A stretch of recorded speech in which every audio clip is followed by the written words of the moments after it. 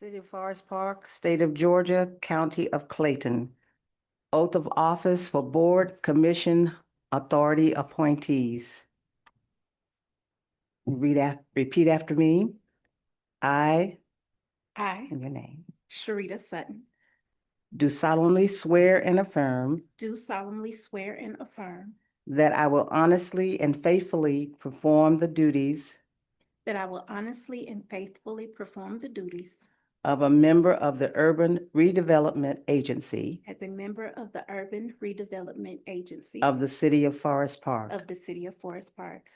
I further swear that I am not I further swear that I am not the holder of any unaccounted or public money the holder of any unaccounted public money due this state or any political subdivision to this state or any political subdivision or authority thereof, or authority thereof, that I am not the holder of any office that I am not the holder of any office of trust under the government of the United States of trust under the government of the United States and any other state and any other state or any foreign state or any foreign state for which I am by the laws of the state of Georgia prohibited, for which I am by the laws of the state of Georgia prohibited, that I am otherwise qualified to hold said office that I am otherwise qualified to hold said office according to the Constitution and the laws of Georgia, according to the Constitution and the laws of Georgia, that I will support the Constitution of the United States that I will support the Constitution of the United States and this state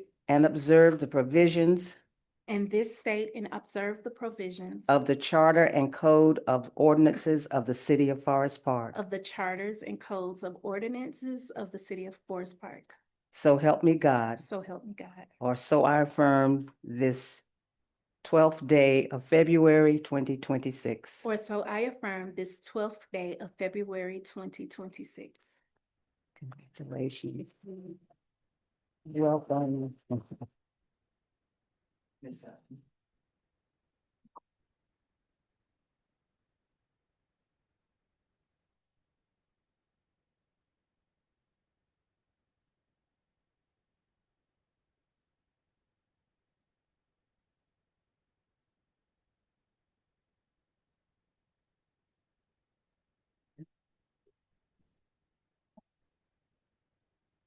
Taylor, welcome. Thank you. Okay. Welcome aboard. City of Forest Park, State of Georgia, County of Clayton. Oath of office for board, commission, authority appointees. Just repeat after me. I I, Taylor King, do solemnly swear do solemnly swear and affirm that I will honestly and faithfully that I affirm honestly and faithfully perform the duties of a member perform the duties of a member of the Urban Redevelopment Agency of the Urban Redevelopment Agency of the City of Forest Park. of the City of Forest Park.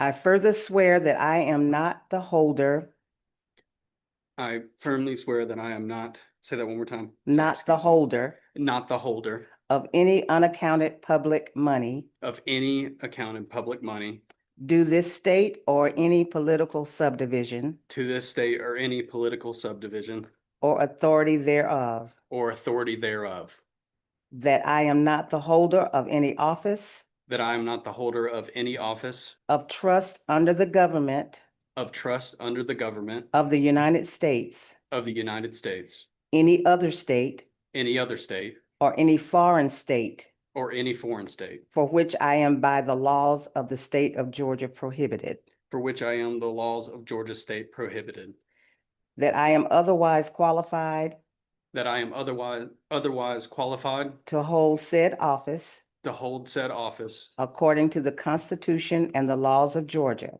according to the Constitution and the laws of Georgia, that I will support the Constitution of the United States that I will support the Constitution of the United States and this state and observe the provisions and this state and observe the provisions of the Charter and Codes of Ordinances of the Charter and Codes of the Ordinances of the City of Forest Park. of the City of Forest Park.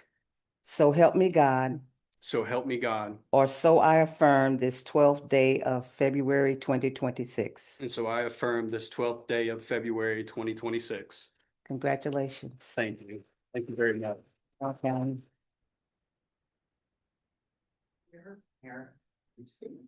Welcome.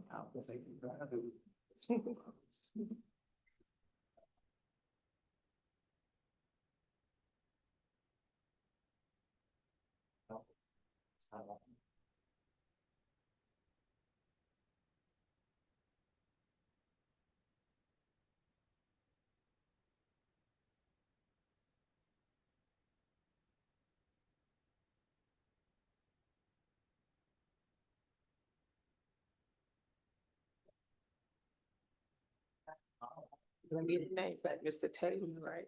Yes. Taylor? Yes. Mr. I know how it says that.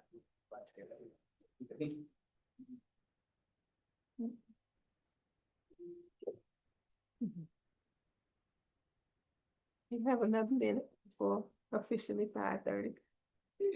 We know that, Mr. Avery will not be able to make it with us tonight, and I just talked to Mr. Lawrence. I said, "Where are you?" He's forgot.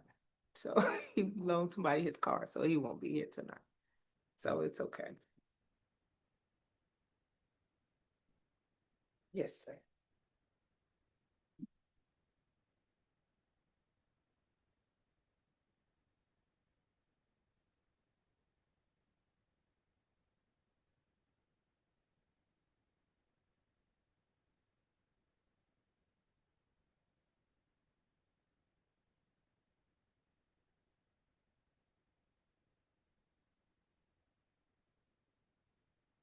I got a call that, Miss James, where are you? For the swear, I was like, wait, y'all ain't waiting on me, are you? Oh, I'm sorry. Sorry for the holdup, y'all. I actually saw it, but I thought it was just invitation only. I mean, just to let me know that it was happening. I didn't know I had to be here. So okay. So I do apologize. All right, well, we're gonna go ahead and officially call the meeting to order, 5:30. And we're gonna have our roll call. Kimberly James, Present. Avery Wilson, Melanie Carter, Present. Elliot Lawrence, Deborah Patrick, present, Taylor King, Present. Sharita Sutton. Present. All right, so first of all, welcome to our new board members. Thank you so much for being a part of us, and we're excited for everything that you're gonna do. We're gonna jump right in. We got a large agenda for tonight. So the first item on the agenda is the adoption of the agenda. And if you all will notice the agenda here, it's pretty long. There is one thing on here, I believe. Let me see if I can find it.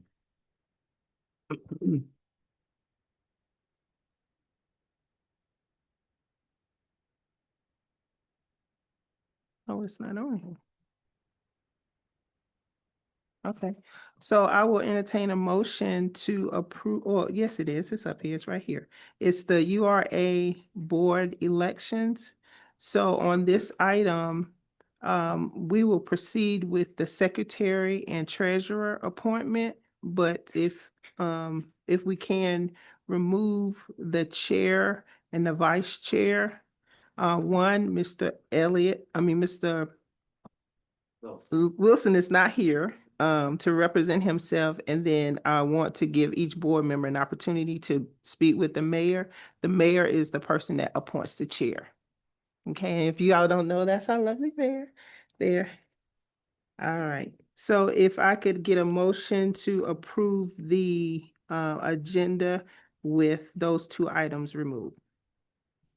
I move that we approve tonight's agenda with the exception of the chair and vice chair. All right. All right, that was Dr. Patrick and seconded by Ms. Carter. Any other discussion? All in favor, say aye. All right, that was unanimous. All right, so now we have the approval of minutes And I know that our new board members were not present for the last meeting. So Attorney Matricardi, can they still vote, or how does this work if they weren't present for the meeting? Okay, okay. So if you all will review the minutes, and I believe it's pretty accurate. I think everyone, I don't know if you all need a minute to kind of glance through it.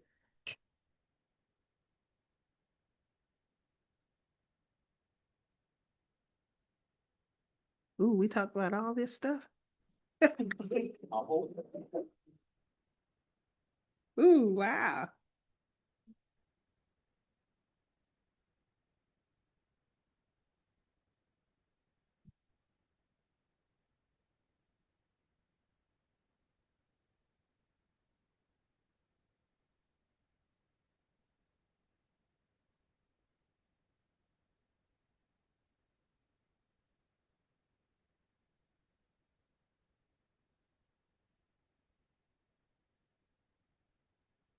So it does look pretty accurate to me. I'm gonna ask for a motion to approve the minutes as is. Okay, that was Ms. Carter. Is there a second? That was Dr. Patrick. Any other discussion? All in favor, say aye. All right, that was unanimous. All right. So we have a new member of the staff, City of Forest Park staff. So I'll have Miss Dennis. We do, and unfortunately, Devalda, who is the new staff assistant here in the Office of Economic Development and serves as your administrator or secretary for the URA, is unfortunately got sick yesterday. Could not be here. She called this afternoon. She was trying to convince us of all the reasons why she could make it. And I was like, no, ma'am. No, ma'am. You sound terrible. So I apologize that she will not be here, but I do recommend as a board that you consider that staff does serve as your secretary and as your administrator for the board, and our finance office serves as your treasurer. All right, so I think we had it combined as one the last time, right? Attorney Magic, secretary and treasurer. It's written as if it's combined on the agenda, but Mhm. I don't think so. Okay, all right. So Ms. Devalda. Ms. Devalda. Mm-hmm. So if I could get a motion to appoint Ms. Devalda as our secretary. You can just say so moves. Okay, that was Dr. Prentice, and second by Ms. Carter. Any further discussion? All in favor? All right, and so as our treasurer, the recommendation is to appoint finance. The Office of The Office of Finance. Finance, okay. So can I get a motion to appoint the Office of Finance as our treasurer? So moved. All right, that was Dr. Patrick. Second by Ms. Carter. Any further discussion? All in favor, say aye. All right, that was unanimous. All right, first item on the agenda is our financial report.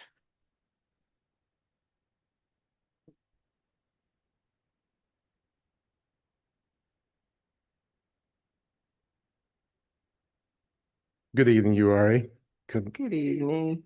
and welcome to the new members. And thank you for the reappointment for the Finance Department.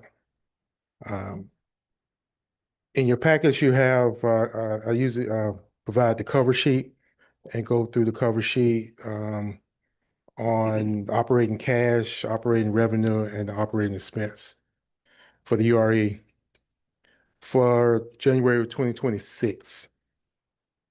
URA has 3 bank accounts. The first one, the budget is, beginning budget is 5,109,419. You have an ending balance of 5,101,830. The second bank account, which it has 693,744,000 in it. beginning balance. The ending balance is 694,565. Your third account, 1,509,843. That's your beginning balance. Ending balance is 1,512,448. Your operating revenue, you begin the year out with the budget of 8,690,500. Year to date of revenue coming in was 3,186,195. The ending budget balance on that is 5,504,305. Your operating expense, your budget started the year with $4,229,050. Year to date, you've spent so far is 234,977. And your ending balance is 3,425,761.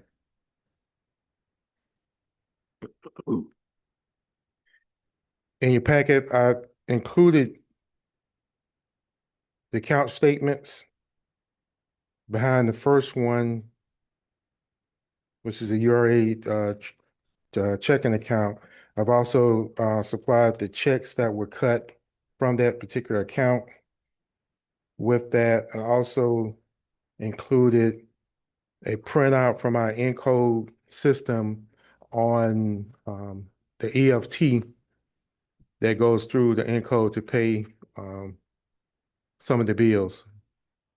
And this is basically the ACH service that goes through the Truist Bank for you.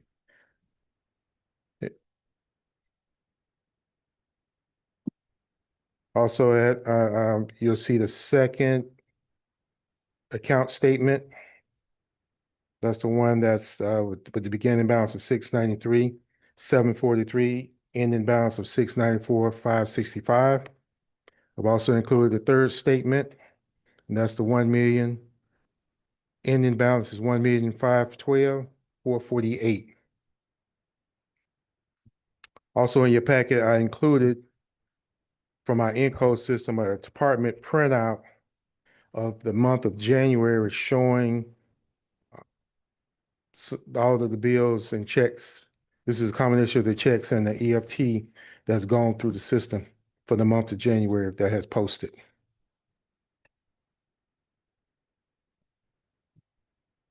Also in your packet, I've included, these are statements that this is the money that's over into Georgia Fund 1. The first account for Georgia Fund 1, you have a beginning balance of 30,632,695. You had earnings reinvested of 96,632.13, which gave you a new balance of 30,729,328. Your second account in the Georgia Fund 1, you have a beginning balance of 17,894,629. Earnings reinvested for that account is 56,449.36. New balance is $17,951,078.73. Last part of the packet, I've included a total printout of your revenue and expenditure report from our encode system. This basically is the backup numbers that I have for your operating revenue and operating expense. And that concludes the report. Does anybody have any questions? Okay, give us just a minute to Sure. review.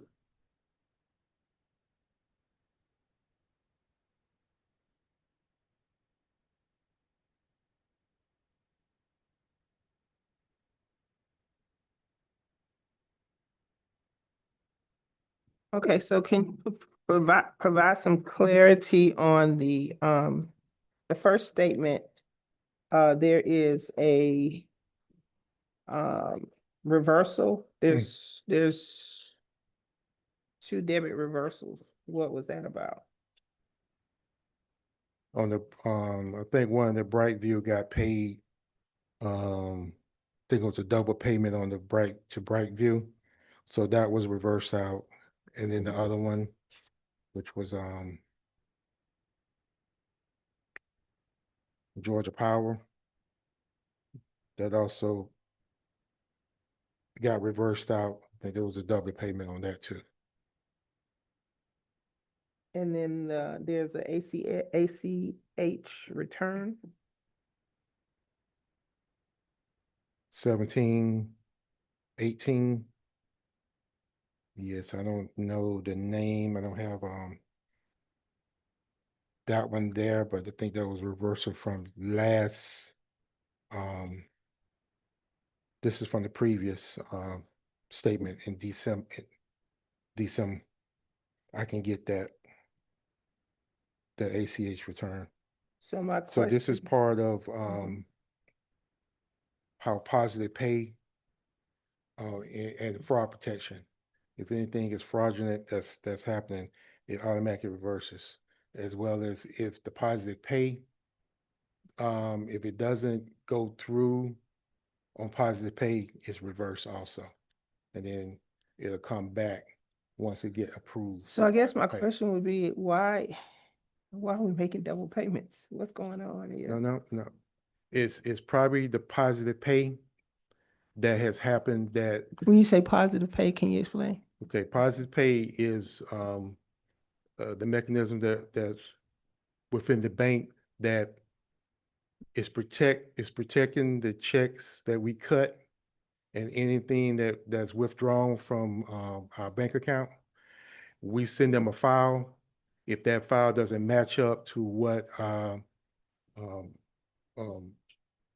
with what they have that's supposed to be going out, then whatever's on that particular file, it doesn't get cut. So then that's part of the positive pay that it'll get returned. And then we have to go back and redo it and put it So back. I don't understand. So we cut a check that was cash and deposited, and then we sent a file, and that check was twice. I don't understand. We send a file at the same time, we send a check.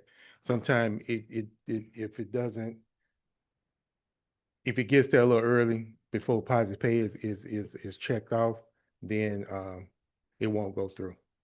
And then we have to go back and try to do the process again. But the system catches itself and puts it back in the system if it's already been debited from the account. Okay, any question? Yes, please.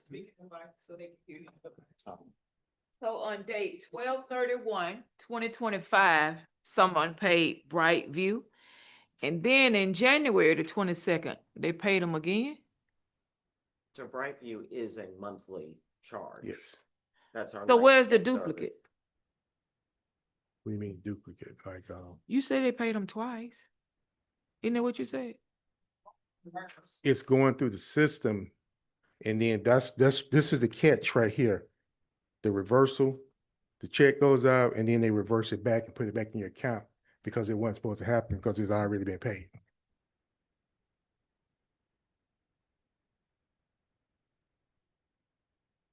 Okay. Paid like via, like electronically? Yes. Also written check? Yes. That's what. So it's catching that, that it doesn't pose a,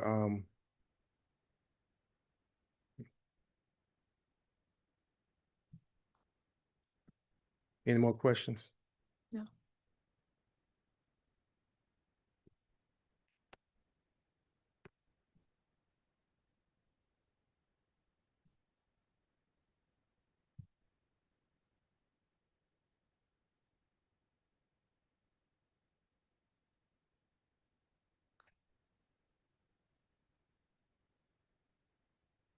Okay. Any other questions or comments on that? I do have a question about the new account for the park at Gillum. Do we Okay. have any information on that? It's already in place. I think conversation is going back and forth with um the controllers and the deputy about just setting it up and getting it ready for, I think, with their app to make sure that all works. So when they people come in to pay, it'll be able to go through the app and then be able to hit the bank account at the same time. So I noticed we have some Georgia Power payments, and I'm assuming that's gonna be deferred to the other account, but it's not in place yet. So, okay, so we need to try to figure out when that's gonna be. My understanding. So my understanding when conversations with TI Asset Team, which is going to talk about Gillum in just a second, or the park at Fort Gillum, as well as our internal finance team, both Bank of America accounts have been set up. So we have an operating account, and then we have a non-interest bearing account that is used for basically like an escrow account or the security deposit account. So both accounts are active. I believe they were finalizing the last little bit of the online access for the team at TI Asset, as well as an additional person that needed to have access to the account. So I know in last conversation with Deputy Director Patterson, I think they were this close to being done, and I believe he said end of business today or tomorrow. I think it was end of business today or tomorrow that final little piece to do the online access to link it to their portal should be complete. But yes, going forward, you should not see very large Georgia Power bills coming out of your account. All of the revenue and expenses for the park at Fort Gillum will run through the operating account. Okay.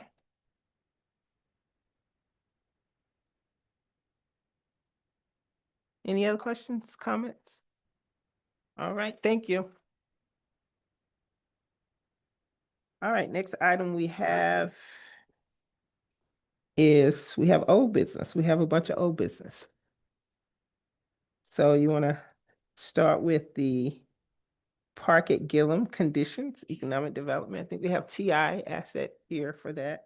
And then we have the Park at Gillum lift station and Grapevine and all of that. All that Oh, stuff. okay. So this is going to be a series of updates to bring everybody up to speed, and also our two new board members to help orient you a little bit. So I do have the team from TI Asset. As a reminder, they are the property managers for the park at Fort Gillum.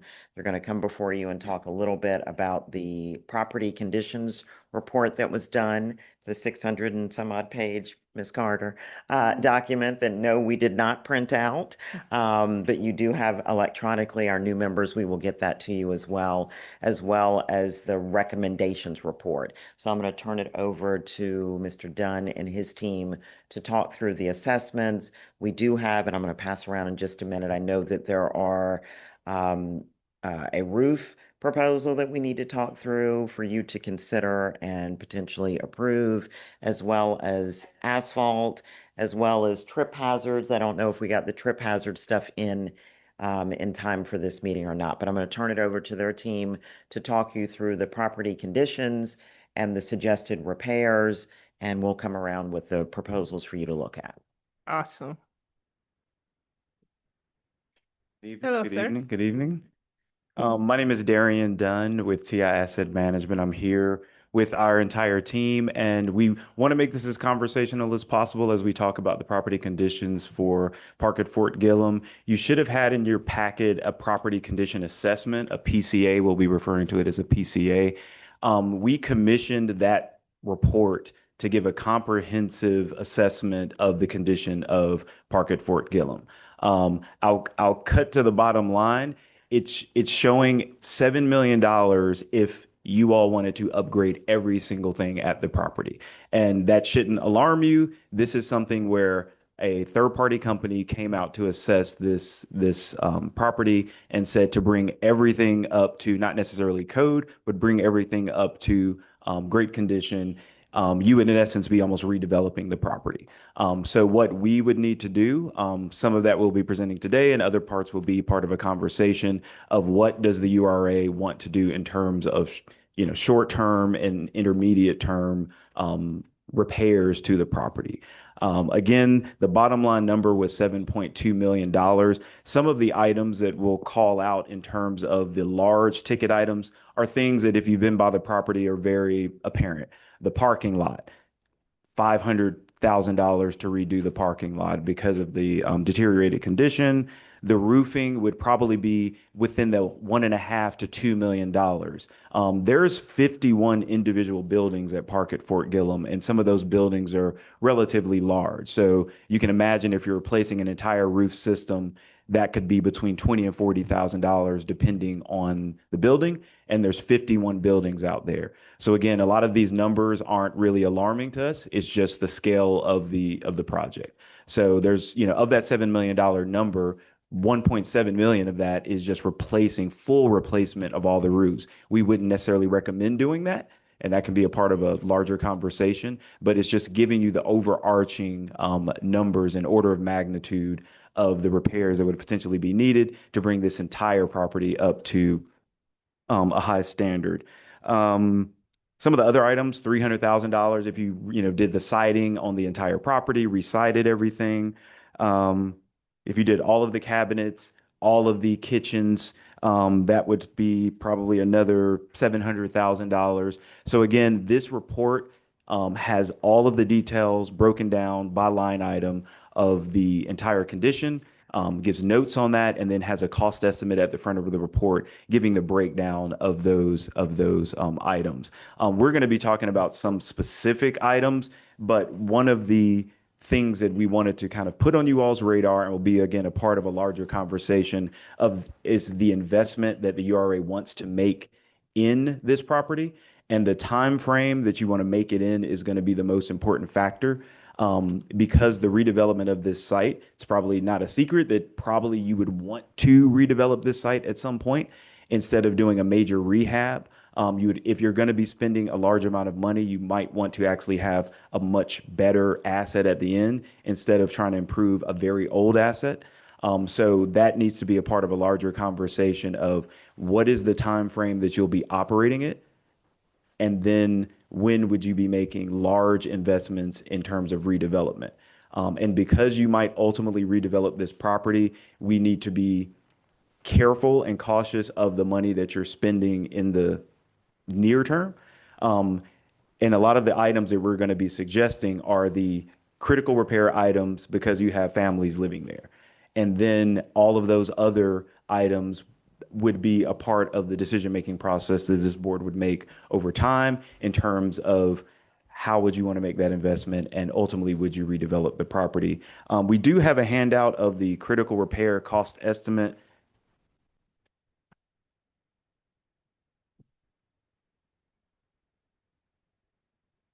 And this is just very high level, the items that again are very apparent that we would suggest that URA consider for immediate needs. Again, the bottom line, the headline is we're suggesting about nearly $1.5 million. So again, we're not going to suggest to you all to do $7 million worth of work because that would in essence be redeveloping the entire property. But this highlights the high-level items that need to be done because of the condition of the property, including roof repairs. So don't do $1 million roof repair. Go and fix critical roof leaks at the different properties. And we would go in there with our vendors and break down where these critical repairs are needed and spend maybe $250,000 versus $1 million on replacing all of the roofs. Same with the parking lot repairs. The property condition assessment says $500,000. We suggest you probably need to do something maybe close to that, maybe $400,000. We can have some savings, but just to get it where you don't have major trip hazards, major potholes, and just further deterioration. Down units, that's another item that we need to make a part of a conversation of, does the URA want to bring the roughly 30 down units back online? Those are down units are units where people are not living there, and it would be a very heavy turn in terms of getting those units back online. So with a conservative number of $25,000 per unit, that adds up quickly. If you're renovating those 30 units, that would be $750,000. So that's a decision that the URA would need to make is, do you want to bring those units back online? Those are units that families are not living in now. If you're going to keep this property long term, you might decide to do those repairs so families can live there until the property gets redeveloped. So that's a big line item to consider. And then we just show a $50,000, contingency miscellaneous budget. So our recommendation is roughly about $1.5 million. How that is actually spent can be, again, a part of a larger conversation. This shows a rough breakdown of how we see that money potentially being allocated. But then we can, of course, work with the URA to say, how do you want to make these repairs? We have done some repairs and capital improvements on some of the features of Park at Fort Gillem, including the lift station, and we have our team here to talk about the details of that, because some of those items that are not included on here have already been done. So things like the lift station, you all have already been making investments into that, and we can talk about the details of that, because I know that also was an item that the city was getting actually a lot of phone calls about because of this lift station that's at Park at Fort Gillem. And for those that don't know what a lift station is, it's a sewage system, a pump for a sewage system. So when you have land that's lying low and the sewage goes into a sump, it has to be pumped up to get into the sewage system. So it's usually very expensive equipment because you're taking all of the sewage from hundreds and hundreds of units and putting it into a basically a septic tank and pumping it out. But you're doing it on a almost industrial level. Yeah. So that is So what, that's what before you get into that, because Yes, that's the ma'am. next item on our agenda. So I want to go back just a little bit, just for history's sake, for our two new members here. We have the Park at Gillem, and we have how many residents that are currently living there? I mean, think it's like 30 units, 31 units that's living there now. Yeah, and we have the since- property manager, Dominique, there. Thank So we have all of the folks that deal with the day-to-day of Awesome. Park at Fort Gillem. And since we don't have access right now to the account, the Bank of America account, we can't really see how much income they're actually bringing in. So if you all can, yes, please. Speaking to Mike, because they can't hear you online. With your rent roll is about $40,000 a month. Okay. So correct? Yeah. Okay. And we can speak to the cash on hand, if we want to do that in the record. Yeah. So the operating account has $94,351.55. And the security deposit account, which are the security deposits of the tenants, has $40,445,000.37. So as Director Dennis said, you all have money. We're going to be transferring this money from an account that the management company basically owns, and we're doing basically trust accounting on your behalf. We're going to be transferring into accounts that you all own, and then we're just going to be paying the bills out of that. But you all have money to the tune of nearly $100,000 that's coming from the rents that we've collected since we took over operations in November. And can you speak to the residency? I mean, how many units are occupied? It's 102 occupied units. Okay. So just to give some context to our new members here, we are we hired a firm that, I don't know, Ms. Dennis, can you explain, please? Because, I call on the experts. So we hired about a year ago now, it was January of last year, Partnership for Southern Equity. And they were our partners really to help us navigate the landscape of the Park at Fort Gillem so we could understand the demographics of our residents, how many people live there, how many people per unit, also starting up, just deepening the engagement and conversation with our residents and being able to understand at a granular level what the challenges were for the residents living there.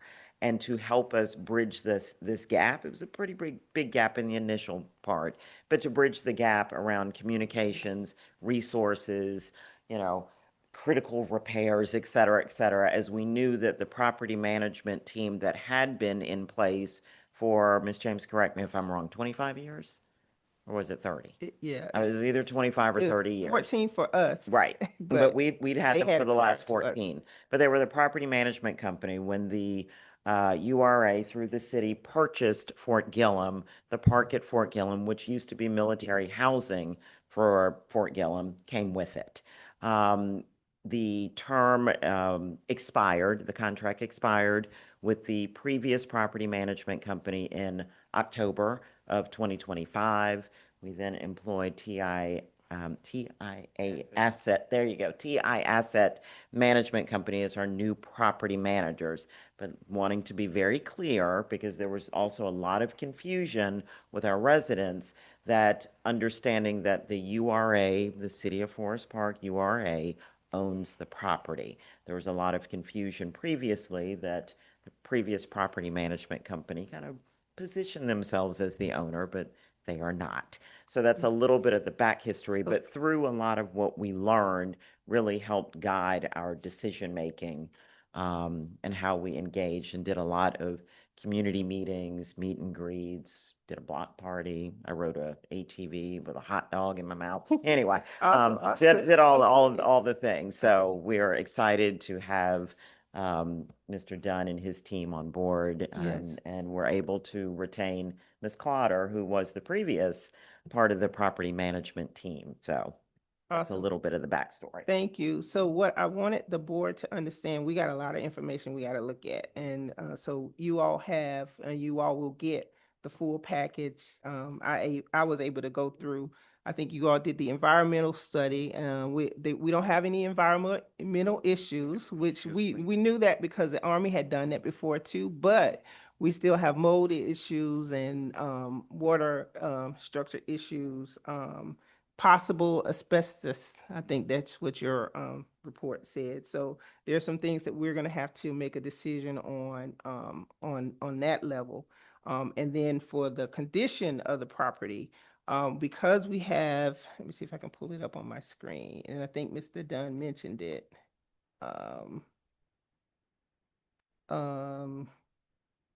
So there is 51 buildings, right? But only 30, I think, is being used, or whatever the numbers are, we'll look at it. But we have to make a decision. Are we going to repair those things that are not vacant and then kind of move people over in that area? You know, there's so many different things that we can, or are we going to say, um, I don't know what we're going to say. We got to talk about it. So there's a lot of things to consider. So I do appreciate these numbers. But I want you all just to understand that some of these people have been there for a long time. And we want to make sure that we do whatever we do the right thing for them. And I kind of want us to look at the money, but I don't want us to look at the money because on the back end, if we get the housing to where it's up to par, they're paying rent. We're going to recover the money, and there is, possibilities for us to build new there or repair it. That's up to you all to decide what we want to do. But do you all have any questions that you all have? So I think you said there's 102 occupied units right now? Yes. Okay. And there would be 30 down units, which should be 30 unoccupied? 30. I'm sorry, can you repeat the question? 30. Sorry, How many down units we have? Is 30 down? We have 23. To be 23? exact, yes. Okay. Mhm. Thank you. You're welcome.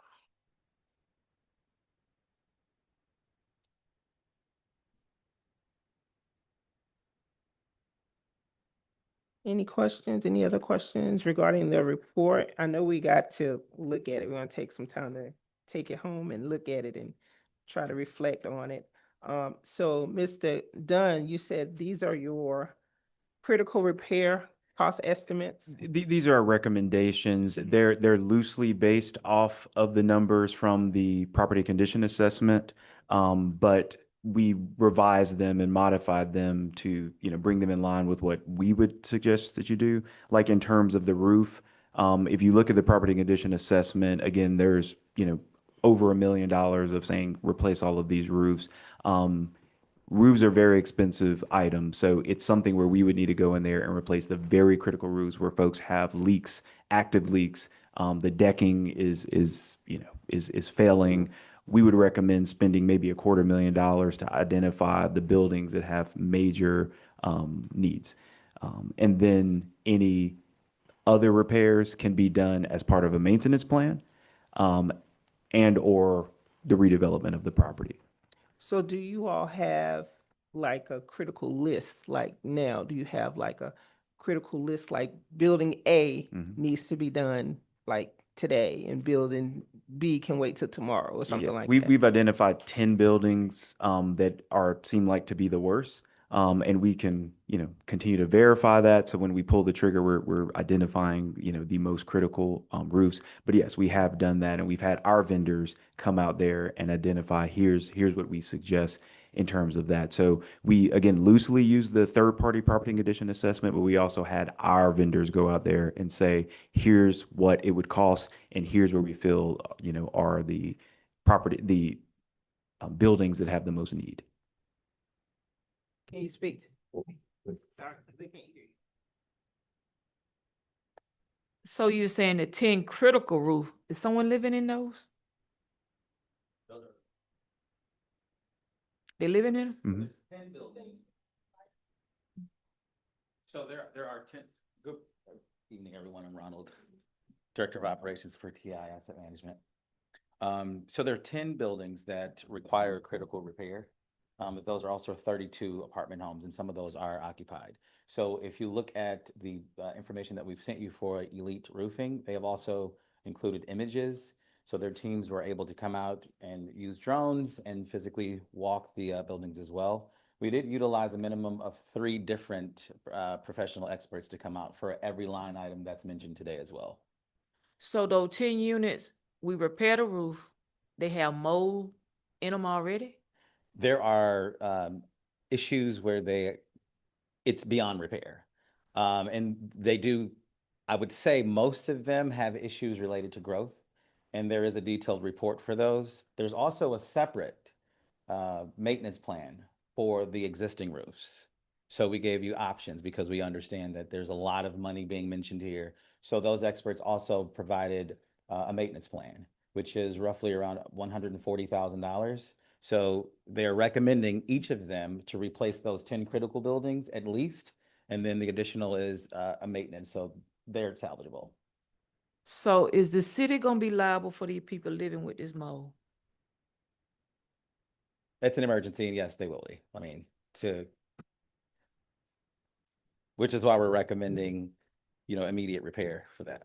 Yes, if there's any existing conditions that they're aware of that could be potentially hazardous, we need to take immediate action to remedy those.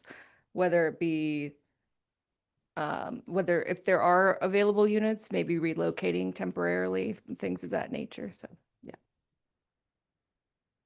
Yes.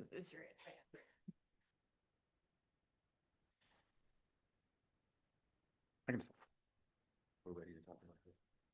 You got something? I see you. I'm getting pictures, so I'm still devastated.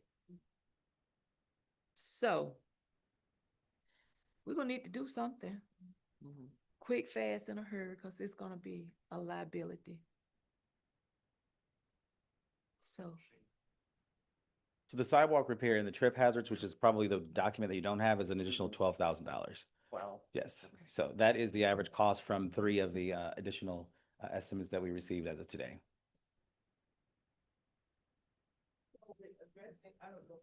I know. Maybe I'll just get a little closer over here. Taylor, you don't mind. Come a little No, closer no, over here. we That don't might move be it. move the mic a little bit. So to, I guess, start with the mold issue, which is the most hazardous issue, right? What say the board, so how many, when you all got the estimate, how many people did you use to get the estimate? For specifically what? For the roof? We had the minimum of 3, and I included the most affordable. To the others, I wouldn't have even offended you with these costs. Okay. Because we had trustworthy vendors that we've utilized for all of our other assets, and they are experts. So I know on the environmental report, you all mentioned that we have um, a mold ready, where is it at?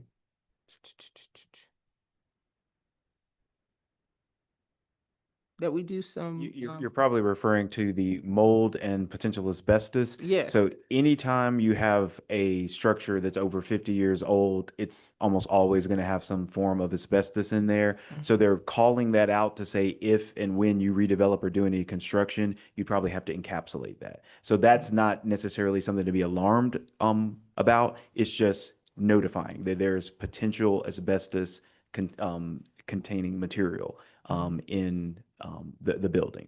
So if whether you repair that building or if you tear it down, it's just telling that contractor and telling the owner you would need to do something to make sure you contain that so it doesn't get into the air, it doesn't get into the dust, because asbestos is a toxin.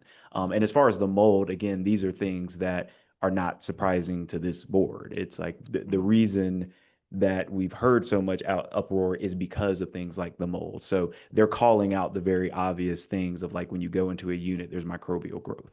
So those are things that are being called out. So some of those things can be done just operationally, and then other things would need to be a part of a larger CapEx plan of saying, how can we resolve this? Would you want to use those 30-ish units that are vacant, get those in a, tip-top shape, and maybe use those as flex units as you're doing repairs? Again, that's a part of a larger conversation. Or do you just want to concentrate on the units that are occupied and just get those buildings into place? And we can give recommendations, but it is going to be more about what is the vision for what is the board's vision for the property in terms of the condition and the length of time that you want to own it in its current state. What about electricity?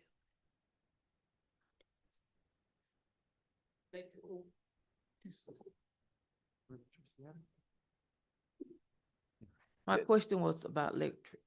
In terms of the tenant paid like electricity bill? No, I'm talking about water leak, electricity, wiring. Oh. Yeah. Well, Water leak. anytime you have any leak or any water, that can create an issue. Electricity being one, but more, it's going to be microbial growth. Like anytime you have any dampness that can creep into a space, any intrusions, that's always going to be a cause for concern.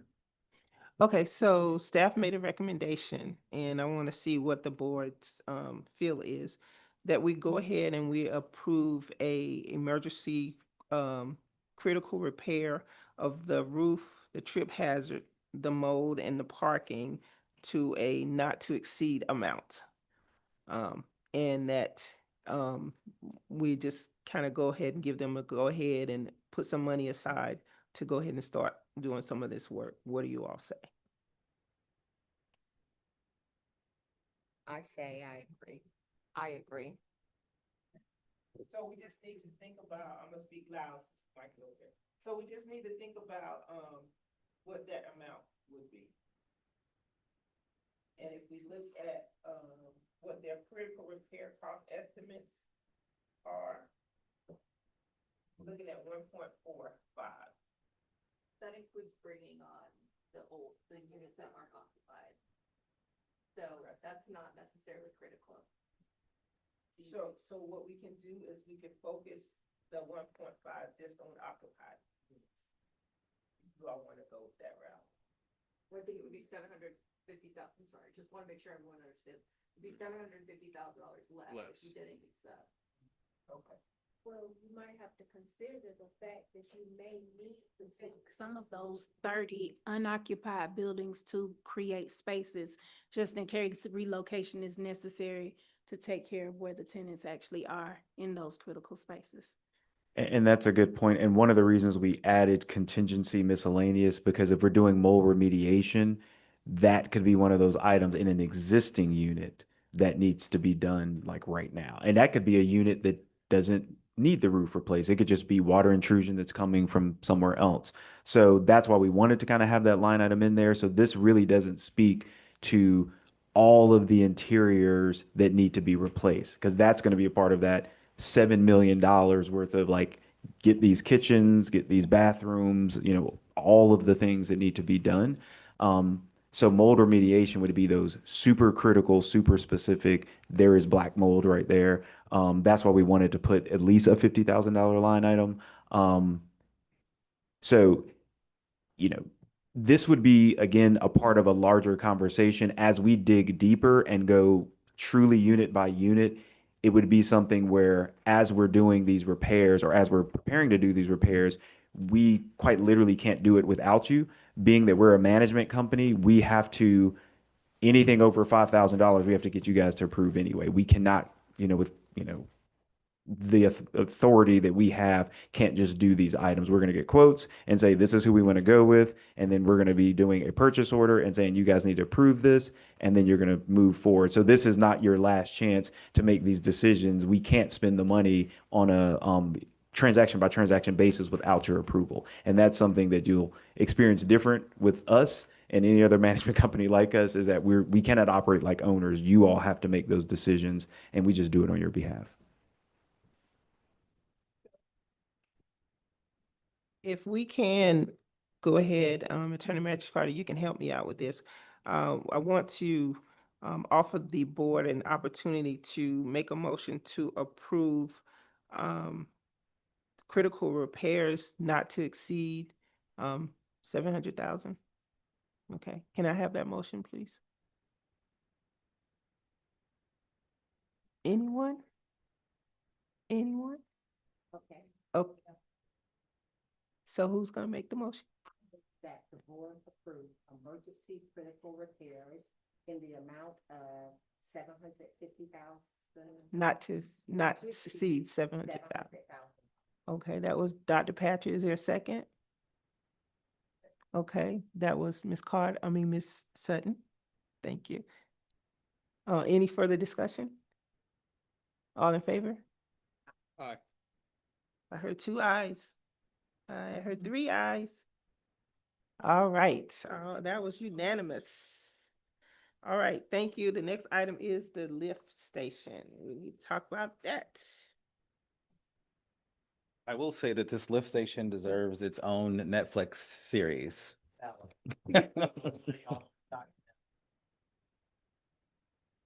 So to provide a little bit of history, when we were first faced with the issues with the lift station, reaching out to many plumbing companies, I felt like I was selling old vacuum cleaners because they really hung up the phone and said, we don't want anything to do with this. So we reached out to the company that historically has been repairing this lift station, and reportedly it was treated like a septic tank. So they were just removing the waste and emptying it. And to leave off where Dominique and Darren was discussing, when gravity can't move the waste naturally, the lift station is needed. So we reached out to one of our preferred plumbers that we've utilized internally due to the delays of the current company that was stationing and doing these repairs. And we are glad that we did, because we now repaired, which was already approved prior to the last spillage, which shouldn't not happen again, hopefully. Me running around, I won't bore you with those stories to the county and to the city, and I'd like to compliment the great manager, Dominique, who has been extremely instrumental in making sure this stuff is done, so compliments to her. But so far, we've repaired the broken flanges. The plumber has also located and marked the sewer lines because we could not determine where those were, and that was a major headache that we resolved for everyone involved. We've also identified and repaired some of the ruptured piping, cleared the root intrusion and blockages along the sewer path. They've, of course, treated and the affected areas from the overflow. And we've also ordered additional materials in case that happens again, but we're pretty confident that it should not.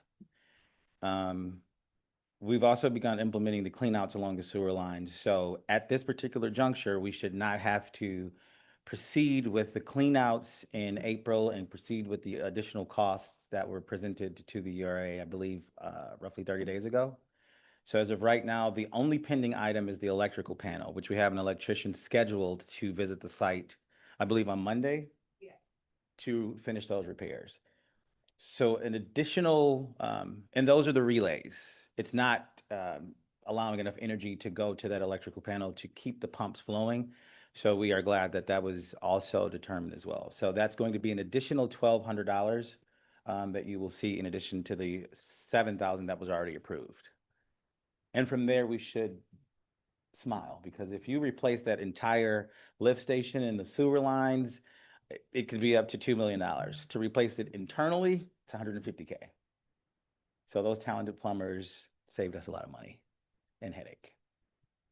Thank you. Any questions? All right, thank you. Okay, thank you. All right, next update is the Grapevine Economic Development.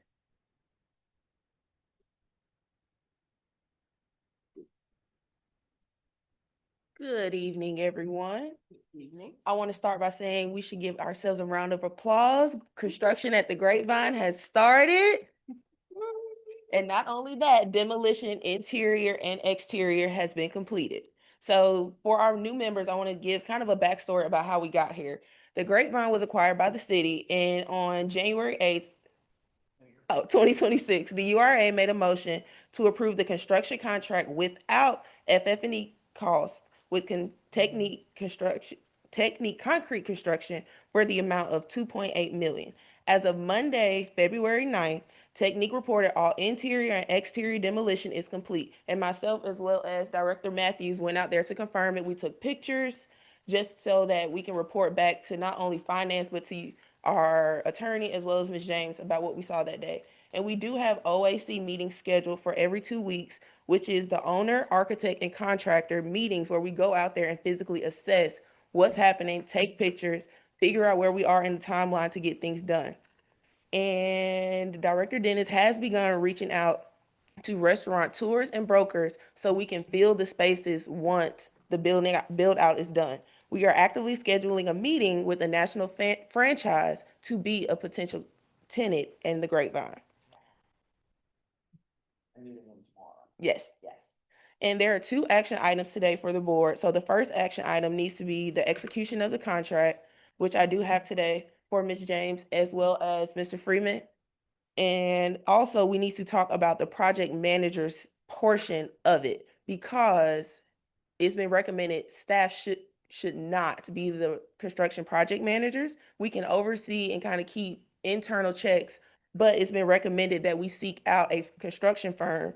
And based on the nature of the project, it has been recommended that we either use Falcon Design, which is the city engineering, and we do have proposals, and I do have the statement of value for you all, so you can see the itemized schedule. It's right there, yes. The itemized lines of what we're actually paying for, as well as the contract from Falcon.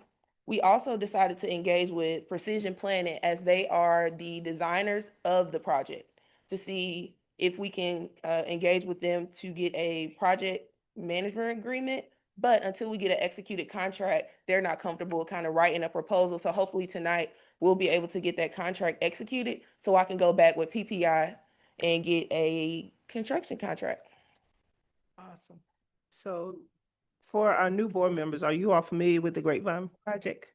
I will So- kind of dual role, and I will run a slideshow to show Oh, you what okay. that's looking like while she talks. Awesome, awesome, We awesome, do have some pictures, awesome. and So it's the old yes, so Rite it's Aid the building. old Rite Aid at 833 Forest Parkway, right there at the corner of Forest Parkway and what street is that, Sharice? Ash.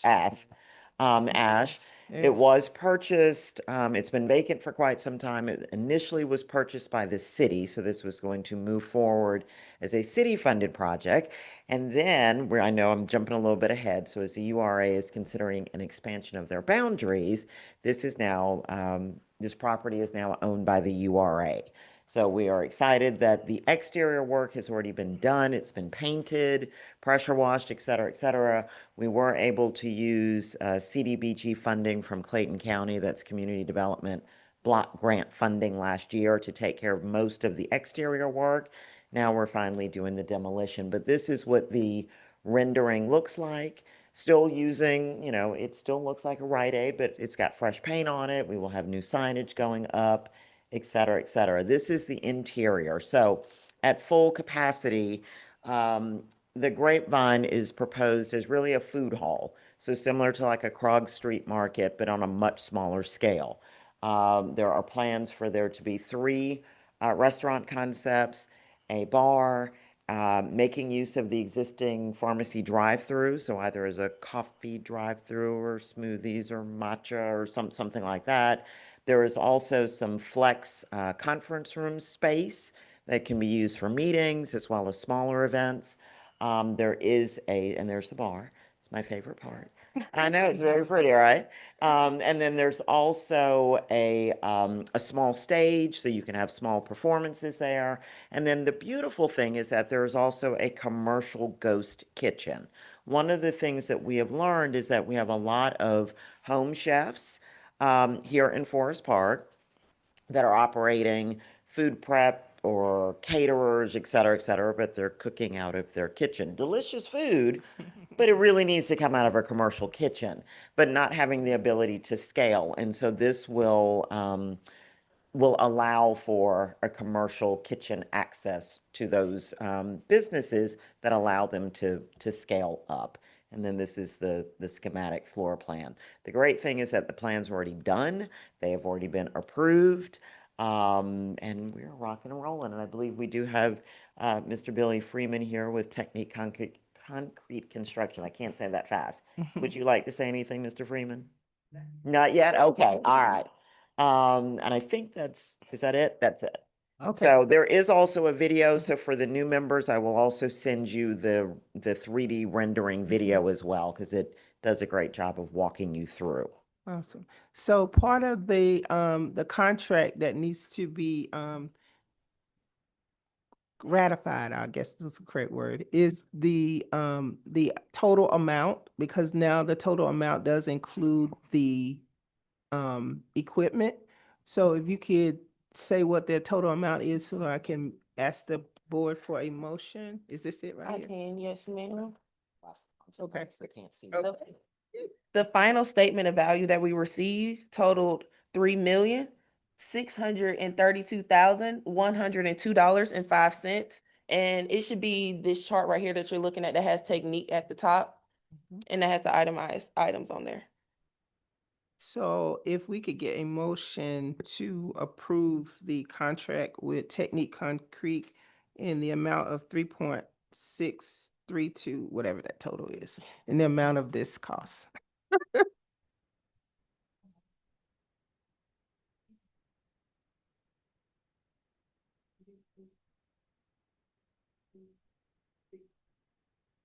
$0.05.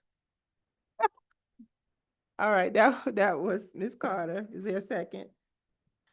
A second. All right, that was Dr. Patrick. Any other questions or comments? Yes. Mhm. Yes, the 3.6, that would be for finalizing the project. Yes, to completion. Thank you. Any other discussions? All right, all in favor, say aye. Aye. Okay, that was unanimous. Thank you. All right, next item on the agenda is the Metcalf Road Extension Economic Development. Ooh, so much paperwork.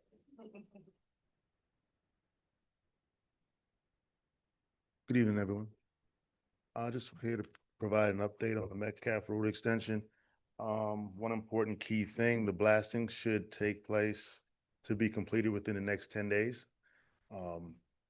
I know that there were complaints about that, and that's a hot topic. The blasting the variation of the blasting is based on the depth of the rock. Contractors use that method to expedite the excavation and the land improvements that are for the upcoming construction. So at least that part of it will be completed and the earth moving will start. Any questions regarding that project? Okay. Thank you, sir. That's it. All right, we have the gun range relocation. Good afternoon again. Yeah. With the gun range project, I understand it's contracted through Action Target. Public Works has assisted with that project in installing conduit that was part of the project and some concrete work. The magnitude of the concrete work was 100 feet by 6. That will be contracted out to a vendor. We went out and solicited 4 bids, with the lowest bid being $11,625. This contract scope will include concrete and some GAB to support the concrete for the targets to be installed. Once the concrete's in place, Action Target will be instructed to come in and install the targets that were bid for.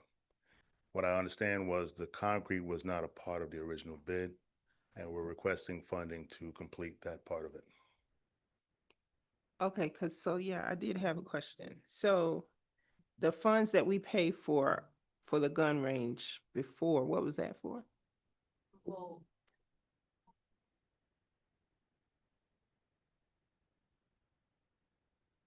The total amount that the URA received to relocate was 150,000. And as for the total amount for the previous work, this is what's been paid already to Vincent. And Okay. this is what's left to be paid to Action. Oh, yes. so they've paid around $80,000 for one contractor, and I believe the remaining. So I mean, it didn't really go over the 150,000, but I guess what Director Matthews is indicating is those prior bids didn't cover all the work. That's correct. You have to use the prior bids that we're saying. No, he's saying that these prior bid, the work that was performed did not include the work that needs to be done on the concrete. On the Work. concrete pad, that's correct.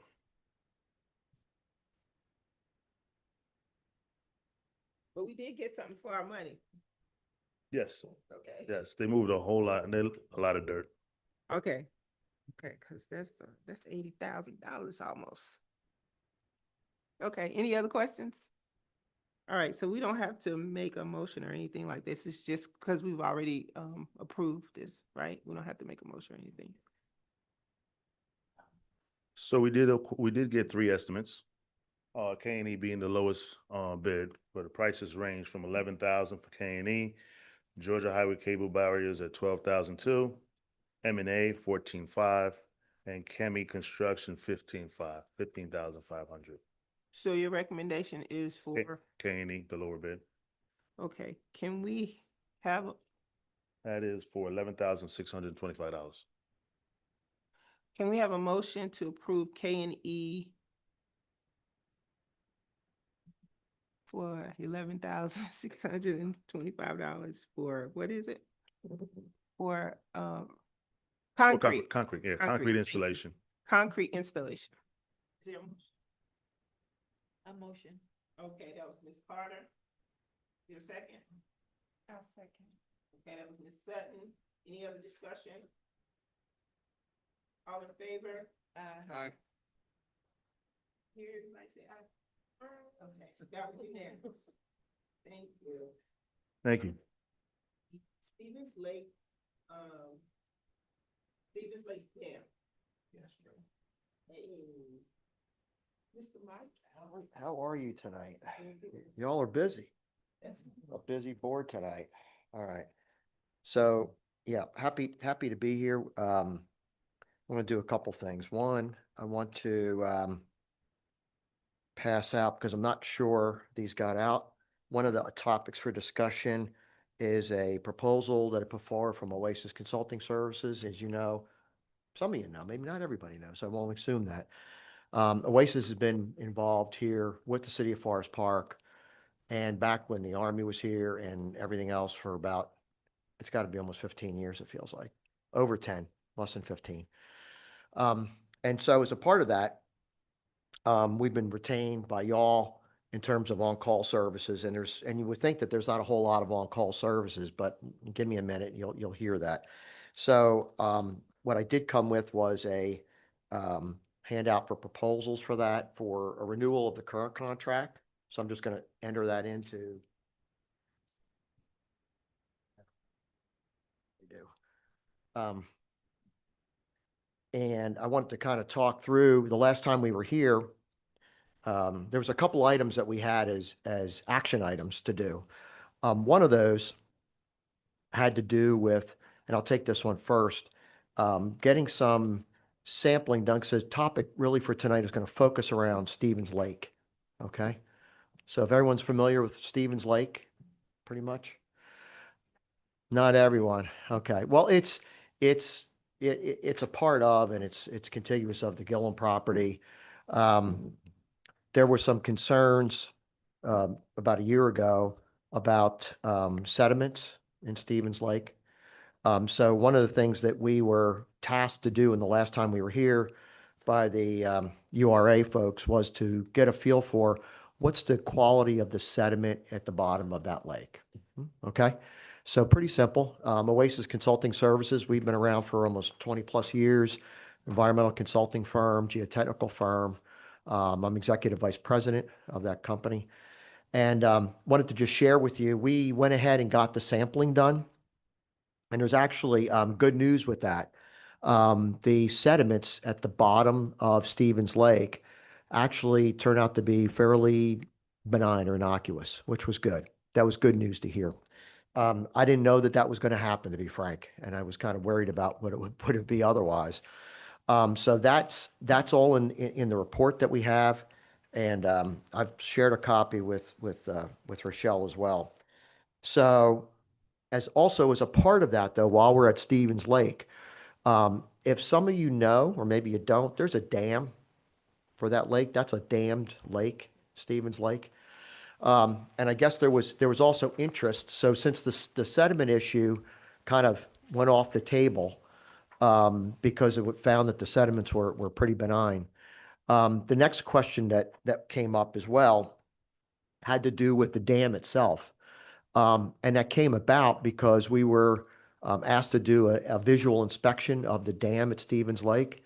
And we noted some areas that were minor breaches, and there was some, I would call it, leakage of the dam. And that's not a good thing, right? Because what are dams supposed to do? Dams are supposed to hold water back and keep the lake in there. Well, this dam, you have to understand, was built probably 40, 50 years ago by the Army. They did a great job. But what you all commissioned us to do the last time I was here was to go out and get some soil borings along the dam, understand the dam characteristic and the composition. And we did that, and we developed a report with that. I'm going to do one thing here. I'm going to submit the sampling and investigation report. So that's got all that data in it. And that's important to have. Last time I was here, I was also with the folks from Walden Ashworth. We've continued to work with them. Walden Ashworth is very reputable, long-time dam. They're certified safe dams, et cetera. And they've been helping us in that regard too on the team in terms of making a determination of condition. But what we found in our geotechnical evaluation was we found leakages in the dam. There was a pipe. There was kind of an emergency spillway for that dam that was leaking significantly. And it was just a matter of time before it would fail the dam, which would be bad news for everybody, right? If that dam breaches or fails, right, all that water is going to go downstream, if you will. That lake is going to drain very quickly. You're going to get a bunch of residents go, hey, my amenity lake is now gone, right? Not good. That's not good for anybody. So having said all of that, we went ahead and partnered, and last time we were here, we were with Walden Ashworth, and they're a very good dam firm in the state of Georgia. And they've gone ahead and done some initial, or they're ready to do some initial work regarding a condition assessment report of that dam, so we can make some formal recommendations in terms of what needs to be done to keep that dam in good physical condition. So that's happened since the last time we were here. And And the proposed cost for that was about $67,000 for that, which includes drilling and testing and reporting along the dam, so we can really nail that down. And the second one was we were asking for because stuff comes up, a renewal of our environmental contract as well for $65,000. It's an on-call contract. It's only used when there's a need here. So for example, just recently, we had some vendors that were out on the property, and they were not MEC aware trained. And you remember what MEC is, right? Munitions of explosive concern.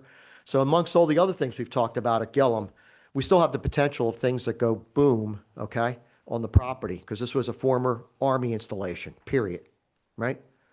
So that said, we had some folks that were here, and we were called in to train them for MEC awareness training before they started their work on the property. So there's still call for that. There's not a lot of that, but there is still call for that. And when it's needed, our on-call contract that you all have put us up to for many years now is just that. It's only on call. So it's as needed, not just whenever we feel like doing work.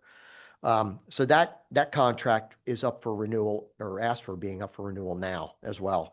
And again, it's those funds are only utilized if those services are requested of us. Otherwise, the money that's allocated, if you will, the budget just stays there. So I wanted to take a little bit more time as well, just talking about the dollars and cents with that. For the design plans that are going to be needed for the Stevens Lake project, we're looking at about $67,000 for that engineering and design work. In addition, our Oasis contract for on-call only services is typically at $65,000, and we don't hardly use all of that anymore. It's truly just on call for when things come up, like I just described them, to do some MEC training and things like that. That's it. And I report to the board, as you know, whenever you have your meetings, I come and give you an update of where we're at.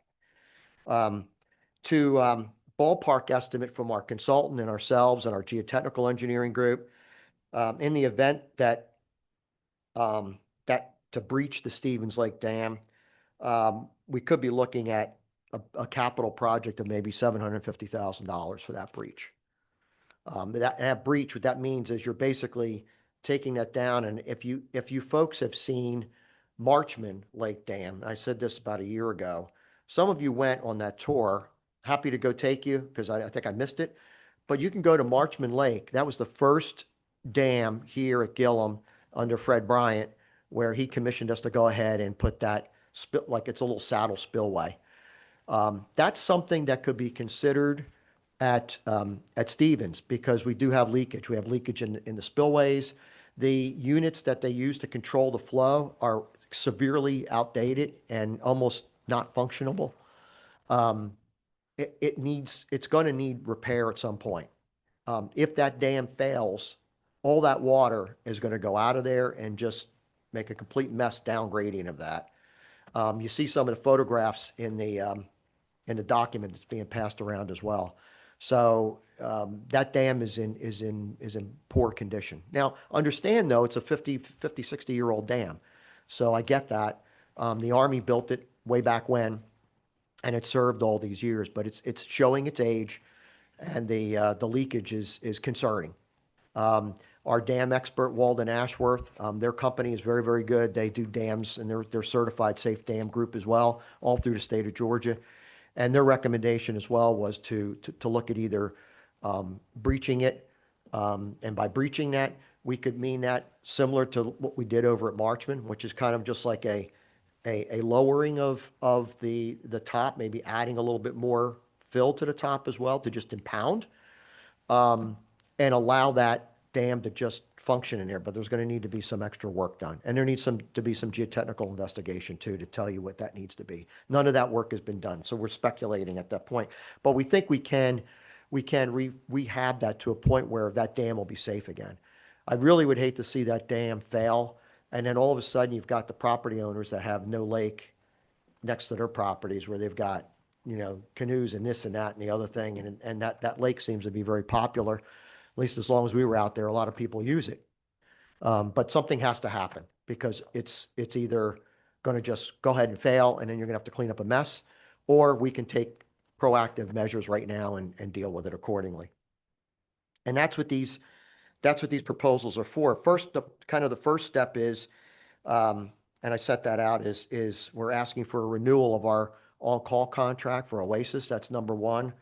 And then number two, and separate and apart, is a design budget of $67,000 to design plans and develop engineering plans for that breach, to safely breach that dam. And there's methods to do that. There's engineering methods to do that. I'm a civil geotechnical engineer by training, so, I mean, we're in good hands with all that. I'm not too worried about that. Yeah, and again, as I said, the ballpark estimate we were given was about $750,000 to breach that dam. That said, we see that need. There's hydraulic study that needs to be done as well. You just don't go breach a dam. We have to look at the hydraulics of that. Where's the water going to go, et cetera, et cetera. So there's a hydraulic study that needs to be done. There's a spillway capacity that needs to be sorted out.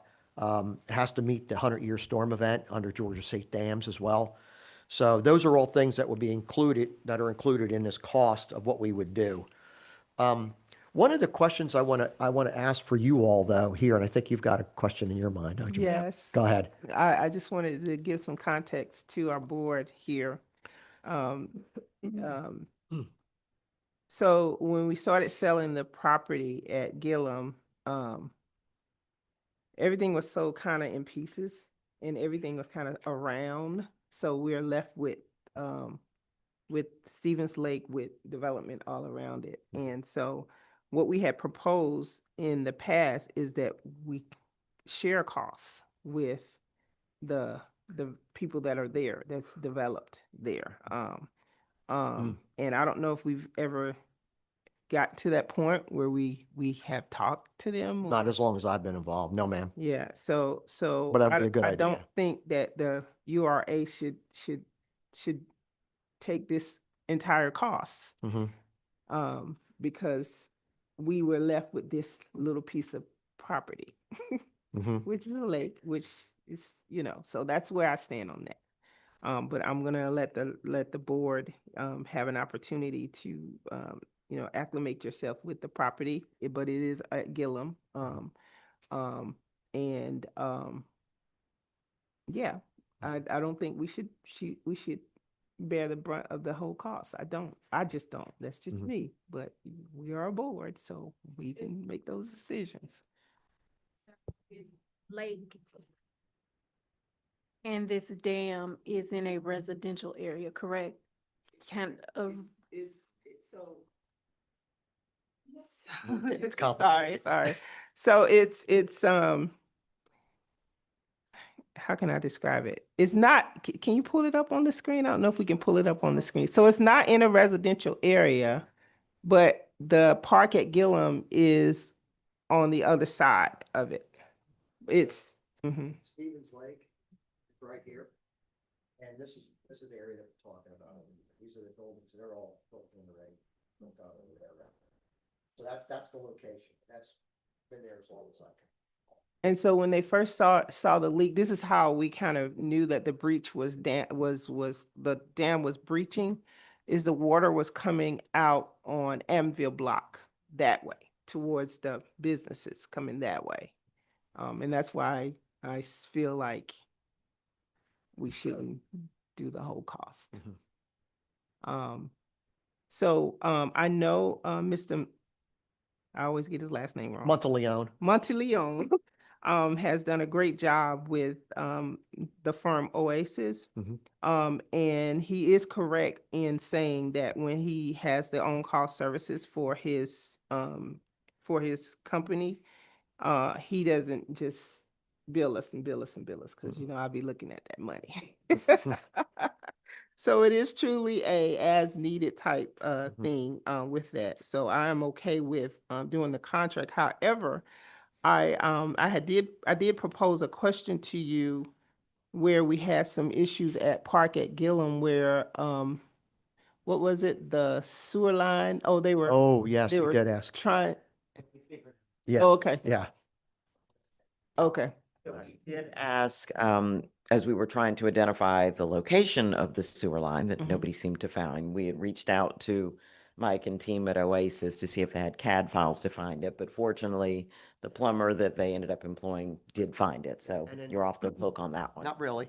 So, because what we did was, we did find that we had some older drawings. Mhm. So we put those into an Ignite SharePoint, and I'll get you the thing, and that'll help you out. Thank you. Mhm. Yeah. There may be some other things that we could use his talent for. Mhm. He does have a relationship with the Army. Mhm. I don't know if the way the contract is written now, because it only identifies Stevens Lake as the only thing in there, Attorney Magicardi, if we could maybe Mm-mm. add the scope of URA as a whole. If we have Yep. questions, we can employ him for that. Yep. And ma'am, at least what we submitted Mhm. and to the attorney, it was a letter dated November 20th, which is just a blanket proposal for on-call. Oh, okay. So that's already set in motion. Oh, okay. Okay. This one. Okay. Is just for the on-call environmental services. Correct. And then when we get into the work with the dam, like we are now, when you, if you go that way, we've got our team together ourselves, and Walden, you have the pricing for that too. All right, so, any further questions or comments from the board? All right, is there a motion that we approve the on-call environmental contract with Oasis? Okay, that was Dr. Patrick. Is there a second? Okay, that was Ms. Sutton. Any further discussion? All right, all in favor, say aye. All right, that was unanimous. So one of the things that we did not do, is we did not appoint someone to be on the POA for us, the, Property Owners Association. It's, oh, we ain't, oh, okay. Yeah, okay, because I was going to say something else about the dam, so we're gonna hold off on any decisions on the dam. Okay. And with that too, if you're going to hold on that, that's fine, by the way.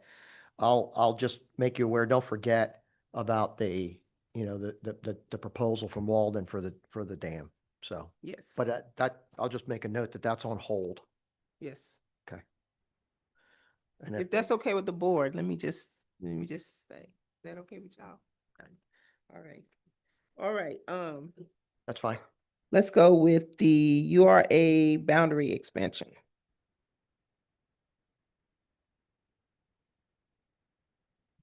I'm actually going to steal the microphone and come this way. There really is there's no more action on the part of the board to orient our new board members. We employed TSW, again, about a year ago to help us with a strategic plan as the URA board considered an expansion of their boundaries. The URA has the ability to address blight, hence why we decided that, or you've decided that an expansion of the boundaries made sense. Traditionally, the URA and all of the work that the URA has done has been out at the former Fort Gillem, now the Gillem Logistics Center. Now that Gillem is more or less done, because we've sold off just about everything that we can, moving to this side of the city. And so in your packets, I believe it's the last 2 pages, are 2 maps. One that shows you the existing URA area, and then the second showing the proposed URA expansion. And so I believe at this point that a resolution I'm gonna let Danielle talk. Yeah, so as of right now, there's nothing that the URA needs to do. The next steps are city councils. They will hold a public hearing as it relates to the new URA plan and adopt a resolution. Well, of course, they'll take any feedback, and any edits to the plan that would need to be made, that will be made. And following, it will be formally adopted along with the map amendment. And so this essentially is just, we have them develop a new map, so it was clearer to see exactly where the current URA boundaries are and the proposed area of expansion. And so just for our new members, just to expand the boundaries, if it's not within the boundaries of the URA, we can't do any redevelopment in it. So it just gives us an opportunity to make our city great. That's basically what it does. So before we go on to new business. Can I do one thing before you Uh-huh. do that? So I'm Yeah. going to bring back Director Matthew. Oh, yeah, that's what I was gonna say. Yep. Good evening again. Yes. Initially, I gave you 4 bids. I was just proposed that you don't have to worry about that. Technique Concrete Construction has offered to do that work for free. Yes. Save us $11,625. So do we have to do anything since we approved the contract? Okay, so can we have a motion to rescind the prior approval of K and E? Okay, that was. I'm looking right at you and I can't say your name. Ms. Carter, that's Ms. Carter. Is there a second? Second by Dr. Patrick. All in favor, say aye. Aye. Thank you. Thank you for that. I don't know if he's still in the building. Saved us some money. All right, we're gonna go into new business. Okay, I promise the rest of this, we're gonna go real quick. So, Aerotropolis, Atlanta, as we are members of the Aerotropolis area, I am the board representative for the city of Forest Park. We do pay annual dues to Aerotropolis, and so we have been presented with our visionary membership level, which is $10,000. We are coming before the URA to consider paying the membership dues, thank you, to the Aerotropolis. And Ms. Clay is going to come around with it's an invoice and then also just explaining to you what the investor benefits are. So let me ask you, who paid the membership before? My understanding is that before, I believe it, I know it didn't come out of my budget because we don't have it in our budget, but I believe that it did come out of the executive offices.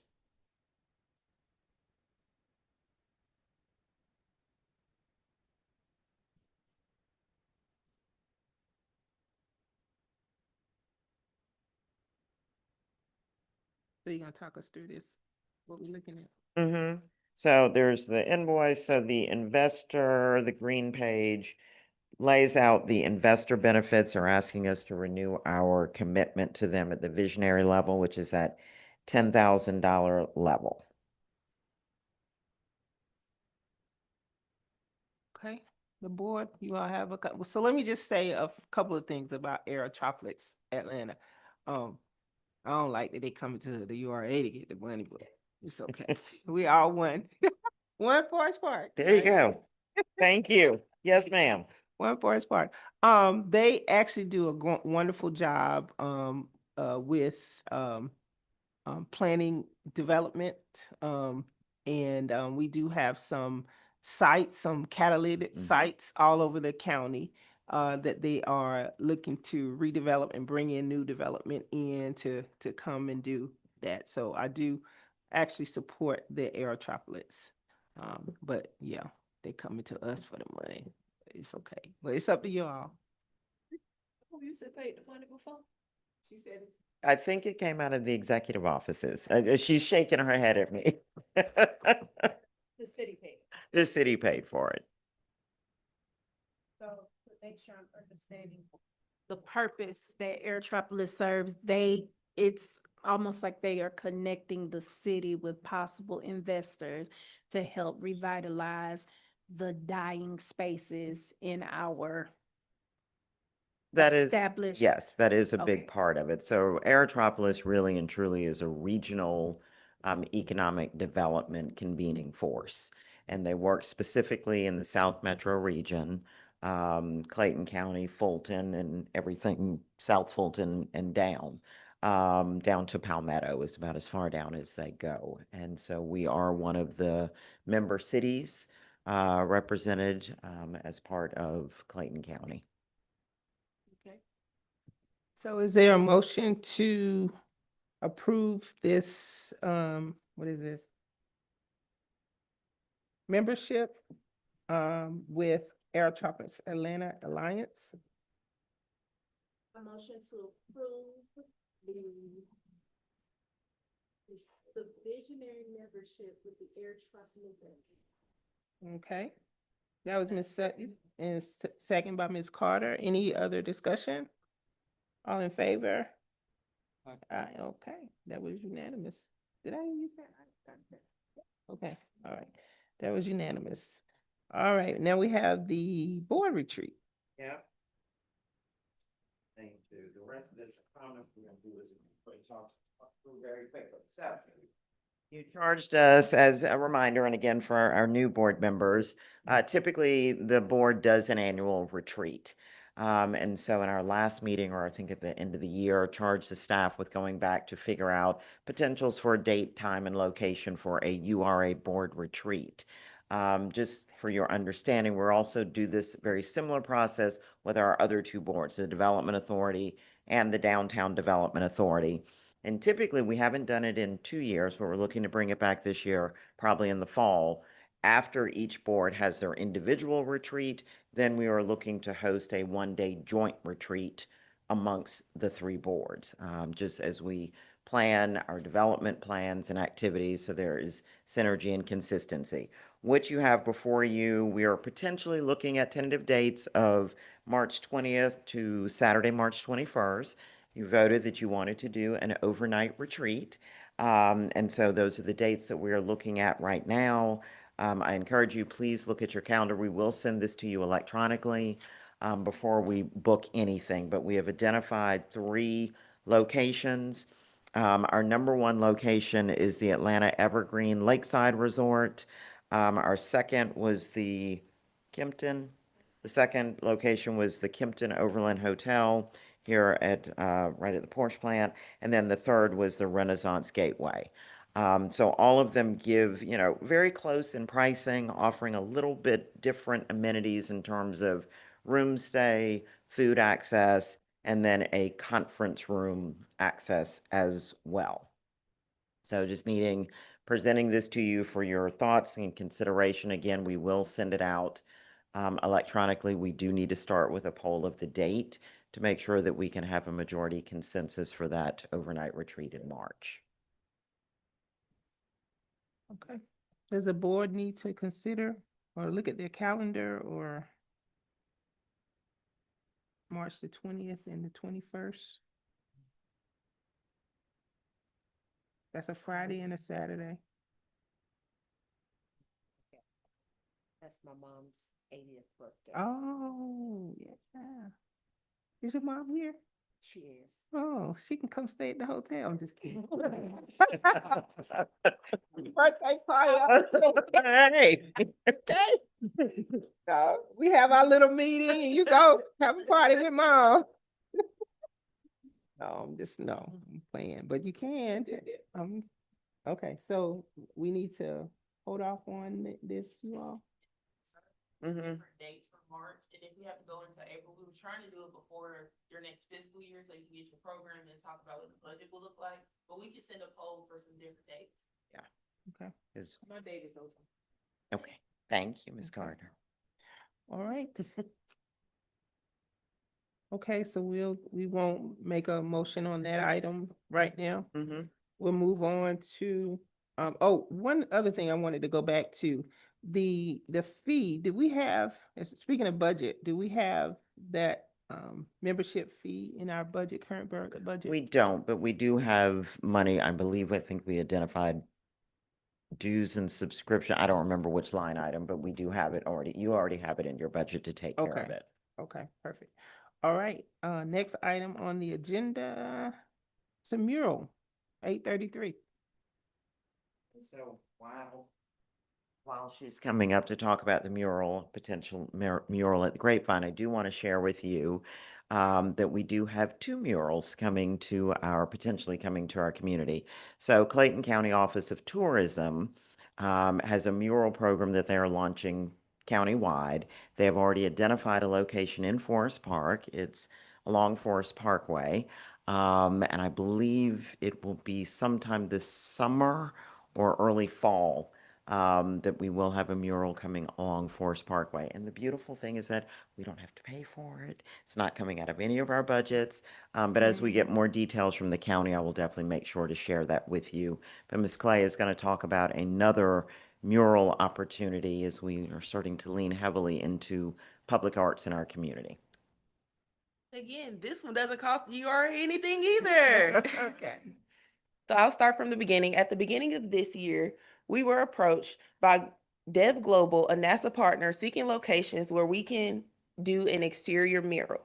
There were 3 different locations given: Forest Park Middle, the new STEM school, because it's related to NASA. So it was like, okay, that might be a fit. And then we went to Grapevine, the Food Mart, which is located right across from Grapevine. It's a little brick building, and you can kind of see it from Main Street and Forest Parkway. And last but not least, we went with the Army Navy store because they're one of our oldest businesses. Based on traffic patterns, views from major thoroughfares, and accessibility, both parties decided that the Grapevine would be the best fit. The theme of the mural is climate resiliency and what that means to Forest Park. The artist will work with the URA to design the mural before anything gets started. Again, this mural is at no charge to the URA unless the URA would like to make the mural larger than 250 square feet. And that way, the URA will be honestly paying for the artist's time and additional materials outside of what NASA would be paying the artist for them to do the mural. So the mural would take approximately 3 to 4 months to complete, and everything has to be done by June 30th. And again, that sizing on the mural is 250 square feet. If you go by Grapevine right now, you can kind of see the markings because I had Technique, since they were already over there, go ahead and mark off what 250 square feet would look like if you were to look down into the Grapevine from the street. So there are blue markers on the building already where the mural would potentially go. And the mural must stay on the building for at least 2 years, and the artist is contracted to make any maintenance or any repairs to that mural within the 2 years. And after the 2 years, if the URA decides that they want to paint over it, that's fine. But it has to be on the Grapevine for at least 2 years. And we are actively engaging our department with Arts Clayton to find local muralists. And so far, we've identified 2. One that is from Clayton State. He actually graduated from Clayton State, and as well as another young lady who did a mural at Aerotropolis. And they just had an unveiling for her. So we're definitely trying to keep the artists local, and NASA is giving us preferential treatment with local artists before they go through their category of artists. So the only thing that needs to be done tonight is for, if the URA would like to go forward, and you do have the scope of work that has all of the details that are kind of read out to you, but you also have the agreement as well. So the URA would need to execute the contract if that would be their desire tonight. And next steps will be the artist will be selected and the project timeline will be solidified. And then we're going to set a mural unveiling. And as everyone knows, FIFA is coming to our city, and we're really trying to have this mural done before FIFA gets here. So it could be a 2-for-1. So when people are coming down Forest Park, they see the things that are happening. They see the FIFA signs. They see our new welcome signs. They see, hopefully our seasonal banners will be done at that point. Then we'll have it'll just kind of be FIFA is here, like we're here. And we're also teeing up potentially for the Super Bowl in 2028. So, hey. So if the URA would like to proceed tonight, I do have a contract for Ms. James's execution. Okay, any questions, comments? All right. No. Okay. All right, so I guess I will entertain a motion by the board if you would like to approve this 2026 NASA Lifeline Mural Contest Artist Agreement.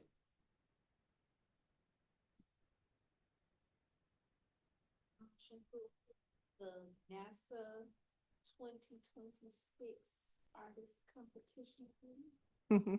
All right, that was Ms. Sutton. Is there a second? A second. All right, Mr. Taylor. Second by Mr. Taylor. Any further comments? So this cost us absolutely nothing, right? Nothing at all. Just give us a, all right, all in favor? Ah, all right, that was unanimous.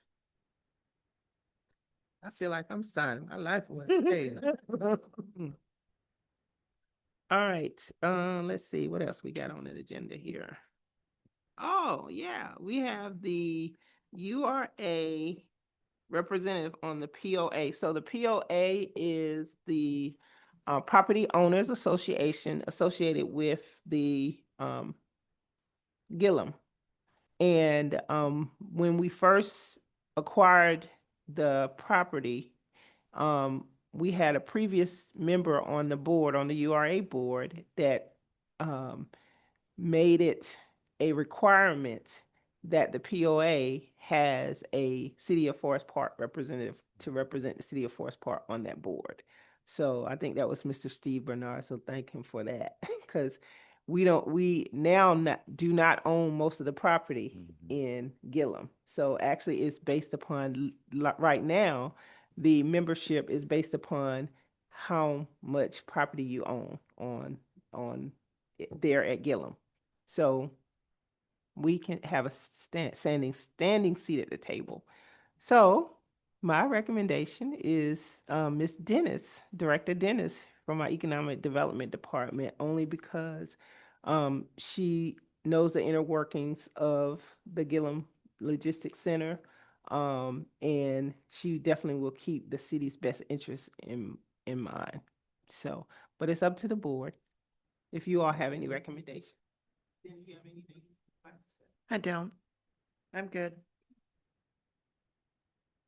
Okay, so are we good? Okay, so is there a motion to approve Ms. Director Rochelle Dennis to represent the URA Board's interest on the POA? I move that we approve Director Dennis to be on the board. Okay, that was Dr. Patrick. Is there a second? No, okay, that was Ms. Carter. Any other discussion? All right, all in favor, say aye. All right, that was unanimous. Okay, economic development updates. I promise I'm gonna keep this real short because I don't think we have anything else really left to talk about at this point. But a couple of things that I want to point out to you, particularly to our new members. You have before you a folder that just gives you some basic orienting for the board, talks about is your official welcome letter. There's a board roster. We do have a copy that'll come around for the rest of you in case you lost yours. Your board calendar, and all of this stuff is also available electronically. And then finally, also the URA bylaws are in there, as well as just I like to call it a cheat sheet for the rules and whatnot. Here, I'm going to take this and let you pass this around. A cheat sheet for rules and roles and responsibilities of authorities as a whole. You also have before you a copy of Robert's Rules of Order. One of the things that we are working with, don't feel slighted, my seasoned board members. So at your board retreat, each of you will get a full binder with all of this information. And so going forward, you can just add all of your stuff to your binder. And you will also get the updated version of Robert's Rules. Amazon did us wrong. We pulled what we had left in our office and have been obsessively tracking, but unfortunately it didn't show up in time. A couple of things that I do want to point out to you. What's coming around right now are the design for the URA shirts. As you are reminded, you asked us to go back and design some polo shirts for you. We have settled on a design. We just need a yay nay from you, as well as 3 different vendors that we've looked at. Brand Expressions is the cheapest. We have worked with them before, and they are local, not to Forest Park, but local to Clayton County. So it is staff's recommendation, if you're okay with the design, that we will go forward with the ordering. And for Ms. Sutton and Mr. King, we will get your sizes before you leave today. The other thing that you have before you is hot off the presses, our full 2026 economic development calendar. And this calendar is a mix of economic development events, as well as all of our Main Street events. So this year we did it a little bit differently and decided, just to make our lives a little less chaotic, to do one integrated calendar. As things change, and we understand that sometimes we'll have some scheduling things that will need to be adjusted, we will make updates to that and we'll send it out to you. And as always, we will send calendar invites to you for all of our events. For our 2 new members, we will work with you. We've actually already put out a request to our IT department. The URA board members have iPads. So we will get you an iPad, and we will also get you set up with a Forest Park email address. But everybody, and we're gonna do some reminders around our iPads. I'm not looking at anybody. We're gonna do some reminders about our iPads of keeping them charged and turning them on and looking at, so we can push updates. A couple other things. There was something else that passed out, and I don't remember what it was now. It was just those. Oh, there is, again, a member list as well. A lot of this information, we will have it, all of this is electronic, and we will send it to you electronically as well. But if you also like paper, we will give you that also. I'm not going to go through the rest of the slides. I'm gonna. The grapevine, Mhm. we are looking to do a groundbreaking. Thank you. The first week of March. Yes. And so we figure everything out. Yes. So, and he's still here. So Mr. Freeman has agreed that he's gonna make it real nice for us and put all the big equipment in the background so we can get some really good shots of our groundbreaking, even though the work has already started. Right now, we are tentatively looking at March 3rd, but we are confirming with Samaria and our executive leadership, particularly for the mayor's schedule, for her availability on that day. So we're trying very hard to get it done that first week of March. And keep going. I don't think I have anything else. So again, our Grow Your Business in Forest Park, this has been our push of kind of having a one-stop integrated thing that talks about all of the different things that the Office of Economic Development does, and a QR code to help get people started. As a reminder, each month we get a new business licensing list from the permit department, and that is a guiding guide for us in our office. It's how we reach out to all of our new businesses that have come into the city the month before. This is one of the pieces that we use to engage with them and start the conversation around ribbon cuttings and groundbreakings, et cetera, and really getting them baked in, and particularly to our Forest Park Business Association. And our next event we had a wildly successful, our first kickoff of the year of our Forest Park Business Association was January 29th. We always start the year with our City Services Fair, and it's an opportunity for our business community to meet and engage with all of our city leadership, have a better understanding of who do I call when I have a question about this? Who do I call about, keeping the grass cut, et cetera. And we were honored this year that we had our very own Mayor Ellison as our keynote speaker for the event. So Mayor Ellison, thank you so very much. Keep going. You all know I could talk about this all day. I think that's everything that I needed to critically talk to you about. And we do have, 2 things. So 2 events, just write this down, but you will get a calendar invite shortly. So we have our very first ribbon cutting of the year. It is at the Shoe Trend on February 20th at 1 o'clock, 1:30.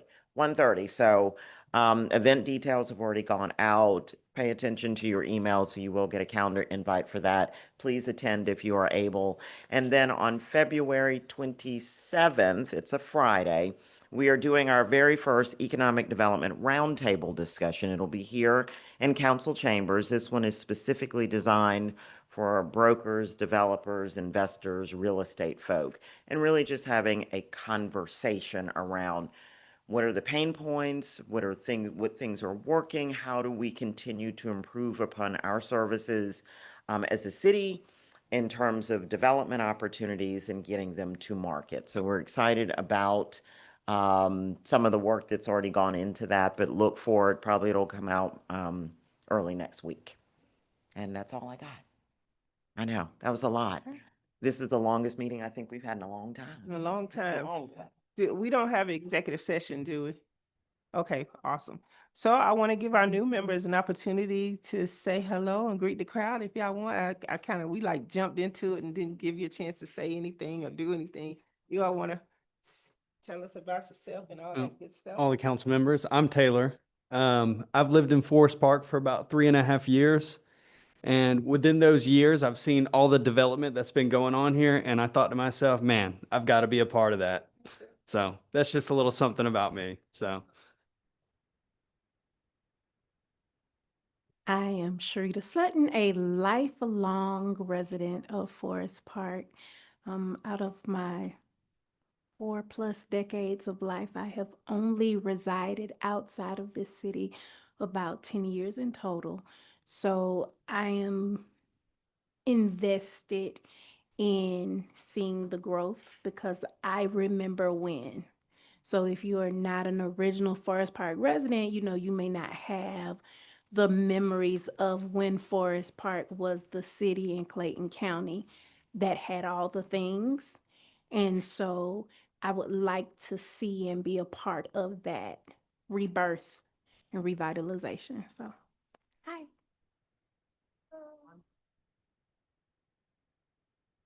So y'all, the other members, y'all want to just say something about yourself too? No? So, Madam Mayor, would you like to say anything to the board? Thank you so much for being here. She's always here.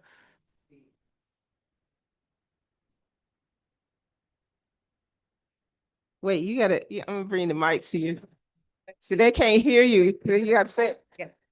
I forgot we were on YouTube. Nobody can hear me, but I just want to congratulate this board. You guys are doing a wonderful job. Welcome to our 2 new members. We're excited. We're excited. We're excited. And Taylor, you won't be the only male. There are 2 other guys that are coming. They're just not here today. Hey, you like being surrounded, right? Okay, but thank you. Thank you guys for volunteering, and we appreciate all your hard work. Yeah. All right, I think that's it, everybody. Meeting adjourned. We do have food in there, so go get you some food. Yes. Thank you. Please, please, please go eat. No, I need you to sign. Don't go anywhere. I know.